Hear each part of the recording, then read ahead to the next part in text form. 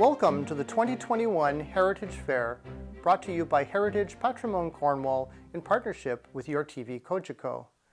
Due to the pandemic, the annual fair at Cornwall Square has been cancelled for February 20th, but in its place, we have this series for you. Today features Ontario East British Homechild Family, Glengarry Nor'Westers Museum, and the Dalkeith Historical Society. Hello, I'm Judy Neville with the Ontario East British Homechild Family. We have a museum display at the Eltsville train station, what is known as British Homechild Lane, heading into Chrysler Marina near Morrisburg. What is a British Homechild? Why do we want a museum dedicated to those children? Why is this important to anyone? I've never heard of it before. Those are things that I've heard for the last several years. And I stop and I think, yeah, why is this important? It's important because not only I am a descendant, but many, many Canadians are descendants of children who were sent or brought here to Canada unaccompanied by any family, sent here in hopes for a better life from Britain, England, Ireland, Scotland, Wales, impoverished children, destitute. Over 30 organizations in Britain, philanthropists, were trying their best to give these children hope for a better future. How could they do that? Well, let's send them out to the other dominions, to the British colonies. So, between 1869 and 1948, over 100,000 children were shipped here to Canada in hopes for a better life. But until they reached adulthood, they were to be indentured or contracted out to work as farm laborers or domestics. How did we find out about this? We certainly didn't find out about it in our Canadian history, in any level of education. Educators are being asked to teach this subject today in 2020. How can they teach something that they never learned, that was hidden away in files, hushed by the individual, stories taken to graves? It wasn't until 2011 when our local MPP, Jim Brownell, now retired, brought a private member's bill to Queen's Park. He had done that a couple of years earlier. But in 2011, I sat in the gallery with busloads of other descendants witnessing the unanimous passing of that bill to make September 28th British Homechild Day in Ontario. Once the bill received royal assent in June of 2011, I approached Upper Canada Village and the St. Lawrence Parks Commission and asked to use the Eltsville train station. That year, Upper Canada Village invited us to use their site as well as the station to host an event. And the event was a huge success. It ended up, because of the enthusiasm and the interest of the public, we decided that we would approach the St. Lawrence Parks to use the station for years to come. And we were embraced with open arms. We started very small with just one or two little items, and now we are getting bigger. You've got to stop by the Eltsville station to see what we have.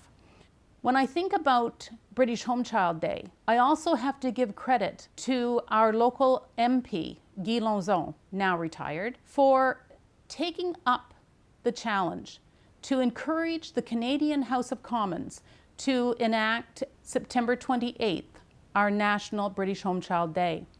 So we're very fortunate that motion had passed unanimously. In 2018, we held our very first National British Homechild Day. My name's Keleigh Goodfellow, and I'm the curator at the Glengarry Nor'Westers and Loyalist Museum in Williamstown. The museum was built as a school in 1862. Over its years, going from 1862 to 1962, it was used as primary school, grammar school, high school, and then when the public school and high school were built, it was phased out. Because the land was donated by Sir John Johnson for educational purposes in the community, the school needed to stay within its mandate for education, and that's where it became a museum. So closing in 1962, there was a few years where a group of dedicated volunteers worked to transition the school into the museum that we have today. So in 1967, the museum opened as a centenary project. We focused a lot on South Glengarry. There is our kind of sister museum up north, the Glengarry Pioneer Museum. but ours focuses more on South Glengarry because I don't really think you could cover the whole county of Glengarry in one museum. There's too much really rich history, and the area goes back quite a ways, looking at settlement in 1784 in our area. We do focus on the artifacts, and there's a lot of tying it into families and people, you know, the descendants and whatnot, or even people just generally interested in fur trade or loyalists or different aspects of Glengarry's past. So right now, because of COVID, we're closed, but we decided to spend our time revamping our Loyalist exhibit, which hadn't seen some attention in quite a few years. Kind of dove into work and decided, okay, if we're closed and we don't have visitors, we're really going to try to get some positive work done. So we've been working away at a Loyalist exhibit. It's been pretty exciting, getting things updated, bringing them to light and giving them kind of the due attention they deserve. Hi everybody, my name is Frances. I'm the representative for the Dalkeith Historical Society. We're located in northeastern Glengarry County, and I'm here to tell you a little bit about our collection on the Glengarry mystique and how we grew from specializing in the local history and moving toward collecting for the military.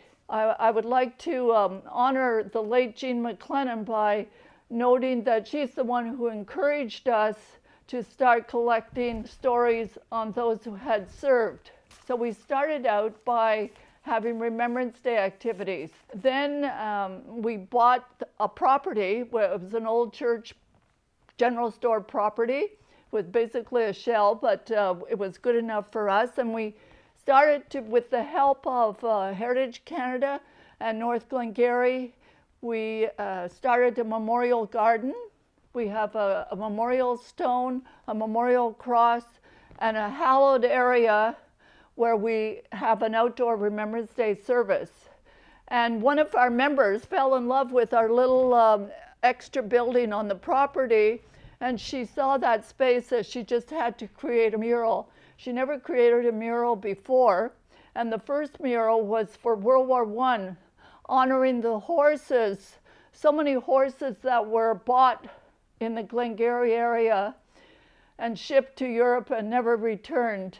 And so she has this lovely memorial of the horses, and the mural is surrounded by names of those who served. And as the society grew, we then, on the front of the building, Maggie did a mural of the nearby St. Eugene Commonwealth Air Force airport that was built especially to train people for World War II.